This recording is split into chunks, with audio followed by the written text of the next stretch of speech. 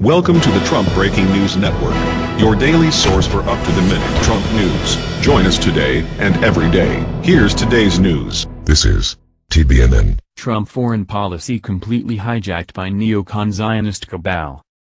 How the %# and did this happen? State of the nation. If there was any doubt, it has now been removed. Trump's foreign policy toward the Middle East has been perfectly aligned with the joint Israeli-Saudi scheme known as the Greater Israel Project, GIP. This clandestine project is fully backed by the United States, Great Britain, France, Germany, Italy, and the other major military members of NATO. Greater Israel, the Zionist Plan for the Middle East. Since his inauguration, Trump has not performed a single action to impede the covert scheme to create a Greater Israel. Quite conveniently, every initiative his administration has taken has somehow advanced the formation of Greater Israel. The unlawful missile attack against Syria on April 14 was apparently Trump's presidential declaration of support for the highly destructive project. Trump Hijacked, the real backstory behind U.S. missile attack on Syria. This rapidly devolving state of affairs has now become quite alarming.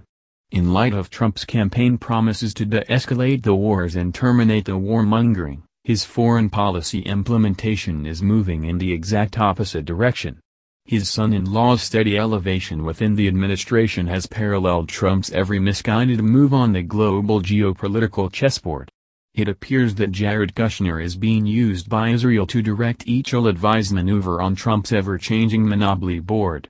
Could it be that Israel's House of Kushner now runs the Trump administration for the NWO globalists? Some have even called the radical reversal of Trump's oft-stated foreign policy promises a full-blown coup, Kushner coup inside the Trump White House. Neocon Zionists, Deep State. Even though there are few flaming neocon Zionists in the West Wing, there are numerous surrogates to be found.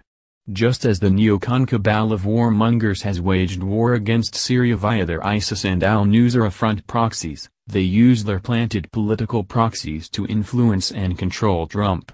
He's been under withering assault by these agents of deep state since the first day he entered the Oval Office. The neocons are keeping to a strict schedule and they will not be deterred except by forces much more powerful, think Putin's Russia. Trump, himself, has done such a 180 on his peace mission that it speaks to the overwhelmingly negative influence of deep state. In point of fact, any individual who occupies the White House is completely surrounded by countless agents of deep state, 24/7. This is Trump's highly unfortunate predicament. Whether he knew of this certain eventuality prior to his election cannot be asserted. His convictions during the campaign season seemed quite genuine, as was his inaugural address. So what happened? There is no one on the planet who can resist the dictates of deep state. They own and operate on every square inch of planet Earth.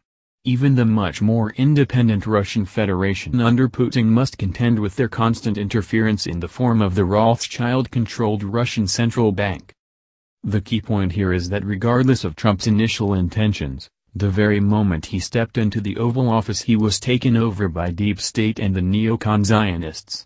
In this particular matter he cannot be faulted for his inability to carry out his agenda. Deep state simply won't permit such a departure from their New World Order agenda by any POTUS. Israeli control. There's an old, true, story about Israeli control of American foreign policy that goes like this. That Jewish money, and their command of the mainstream media, will be put in the service of anyone who supports Israel. In other words, regardless of one's political persuasion or business enterprise or social endeavor or criminal history, the Zionists will support it as long as there is reciprocal support for Israel. This arrangement assumes that there will be no resistance whatsoever to the non-stop expansion of the modern State of Israel, MSI. Conversely, any person or party who protests the policies and/or actions of the MSI will be taken to task, and severely so. Trump learned this particular lesson well before he was elected, having been made by Ashkenazi Jewish bankers and brokers, lawyers and politicians, businessmen and developers, journalists and middlemen. Surely he knows the deal better than any of us. The Trump's 4 generations of Jewish ties. However, Trump himself is first and foremost a businessman. As a very high-profile businessman, he likely thought of himself as an independent operator. The ego has a way of tricking us to believe something, like he's in charge, that is patently untrue. Nevertheless, his whole path to the White House was quite carefully cut by those who would use him as their presidential pitchman. In this way he was painstakingly prodded in the direction of Washington, D.C., thinking he was going to be his own man. When in fact he was being unwittingly set up as a frontman for the Greater Israel Project. Of course, agents of Israel exert a far greater influence on the POTUS than those various Ashkenazi Jewish professionals who Trump grew up with, and who he does business with to this very day. A small nation like Israel, which faces existential threats daily, frequently acts out of sheer desperation. As a result, Trump now finds himself between a rock and a hard place. And with no wiggle room whatsoever. His secret sponsors have somehow compelled him to put the service of the needs of Israel above the needs of the American people. Trump's destiny. Given the quickly evolving Mideast scenario, Trump is now faced with two options, war or peace. It will be one or the other, as the middle ground has been methodically eliminated. The neocons surely have him by the short hairs, and in ways that even he could not, anticipate. Consequently, the time will soon come when he must obey his true masters, those who made him, financed, over the course of his successful career. It's critical to understand that at every single moment, President Trump could face the total meltdown of the U.S. economy. The prevailing circumstances today are quite similar to the 2007 real estate collapse, as well as to the 2008 stock market crash. Hence, another controlled demolition can be executed at any time by the financial manipulators. And they undoubtedly have made him well aware of that. There is also the very real possibility that Trump's hidden handlers have blackmailed him with compromising material from his long past. He spent a lifetime extremely exposed and therefore found himself in numerous situations where his actions could be easily misrepresented. In other words, the agents of deep state are quite capable of fabricating a blackmailable offense even if Trump has no real guilt. The CIA and FBI create fake evidence all the time, especially when it comes to building a fraudulent case against an innocent but dangerous man who happens to be the POTUS.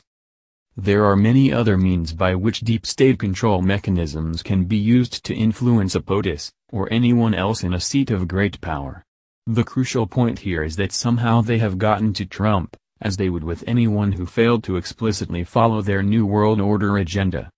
Nonetheless, in Trump they have a wild horse who refuses to stay on the trail but who was also selected to be an essential player in the controlled demolition of the global economic and financial system. As a bankruptcy artist, he's been groomed for the job like no one else. Trump, the NWO cabal's nuclear option, to declare a U.S. incorporated bankruptcy. Back to the Middle East quagmire. How many really know that Israel and Saudi Arabia have always been joined at the hip? Who would believe that the tyrannical Wahhabi monarchy that has ruled Saudi Arabia for decades is actually of Jewish origin? The true history of the Saudi royal family has never been revealed in the history books or by the MSM, but you can be sure that Donald Trump is fully aware of the following, the Jewish roots of the House of Saud family tree. For the many disbelievers, the following account lays bare deep secrets which are now coming out into the open.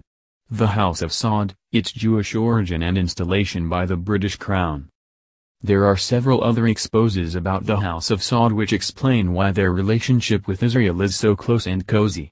Each of the preceding and following links explains from a different perspective why President Trump has completely reversed his position on Saudi Arabia. First, he wanted the Saudis investigated for their major role in the 9/11 terror attacks. Then, he's signing a $110 billion defense deal with them. 1. Here's why. Is the Saudi royal family Jewish? Now it can be understood as to why the Middle East is such a never-ending conflagration. It has been created as a quagmire that is guaranteed to suck in any who enter and with great consequence. No other Western power is so heavily invested in the region as the USA is. This is why Trump is acting so out of sorts, as he will continue to until something very big happens which changes the whole game. Contrary to his stated intentions, Trump is unlikely to secure Mideast peace given that it represents the single most competitive and volatile monopoly aboard on the planet. Special note: there is a dead giveaway which indicates that President Trump has been taken over. As Commander-in-Chief of the U.S. Armed Forces, he has delegated his authority to his commanders and other flag officers, that is generals and admirals, in the various theaters of war around the globe. In so doing, he has allowed the military brass to make highly consequential decisions concerning of life and death. Who are these flag officers? Very good question. Who do they really work for? Military-industrial complex. Are they taking orders from their masters in deep state?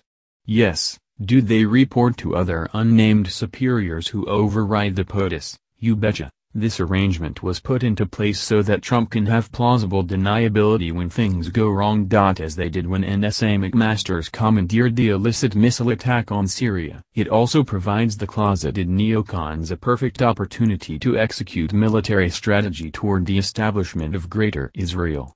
In short, Trump has no real control of the U.S. military. Israel does via the many neocon Zionists who populate the upper echelons of the armed forces. Trump: I'm giving the military total authorization. Conclusion: God only knows where all of this is going. Certainly Trump doesn't know. Nor does deep state. Neither does Russia's President Putin. The entire world community of nations watches the Middle East with a felt trepidation and anxious anticipation. That's because the Mideast game board has so many players who have skin in the game that it's impossible to predict outcomes. No one knows what the future holds in store because there are so many players who are flipping like pancakes: Turkey, Qatar, Philippines. In fact, the entire Zio-Anglo-American axis is in the state of total disarray, see glossary below. And that's a good thing. One thing is for certain, however. Trump and Putin both know full well that only when there is peace in the Middle East can there be peace throughout the world. 1. With this correct understanding, it's easier to comprehend why Deep State has made up so much fake news about the bogus Russiagate conspiracy. TPTB know that if Trump and Putin were to make world peace a common cause, the planetary civilization would change in a day and a night. And Deep State would collapse in its own footprint, just like they demolished the World Trade Center on September 11th. State of the Nation. June 27, 2017. Author's note. If ever there was a time to pray for world peace, that moment is now. President Trump is in dire need of divine grace and protection, as is the nation. Similarly, those countries which constitute Greater Israel are all in great need of prayer and blessings. What they suffer daily, some for years on end, is impossible for most to even imagine. That the U.S. government is directly responsible for so much warmongering and mayhem is inconceivable. Especially in light of the Vietnam War having been shut down by a Made in the USA popular movement. Where are the American people today? That's the news. Join us here every day. Be sure to subscribe and click the bell. See you next time. This is TBNN.